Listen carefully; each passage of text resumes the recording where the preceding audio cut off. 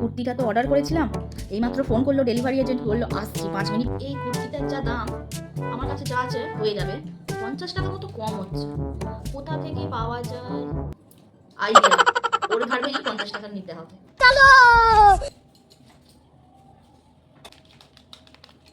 ওই কি গো, কি গো, আরে এদিকে তাকাও না একবার। হ্যাঁ, কি বলছো বলো। বসে বসে কি তুমি 50 টাকা ইনকাম করতে চাও?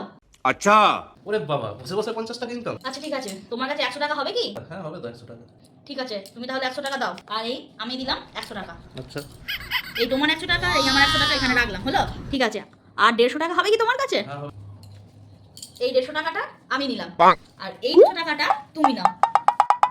আমার কাছে কত ছিল? 100 টাকা। আমার কাছে এখন কত আছে? 150 টাকা। তাহলে আমি 50 টাকা কামালাম। আর তোমার কাছে কত ছিল? 150 টাকা। 150 টাকা। তাহলে তুমিও দিয়েছিলে 150, আর এনাও 200 টাকা। তাহলে তোমারও হলো 50 টাকা ইনকাম। কি হলো তো, বসে বসে 50 টাকা ইনকাম। 150 দিয়েছিলাম, 200 হলো। 50 টাকা ইনকাম হলো। তো বাবা, ফুচকা খেতে যাবো 50 টাকা।